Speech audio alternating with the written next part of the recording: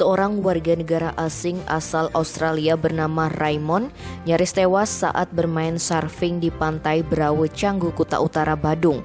Pasalnya, ia tiba-tiba tak sadarkan diri di tengah gulungan ombak laut.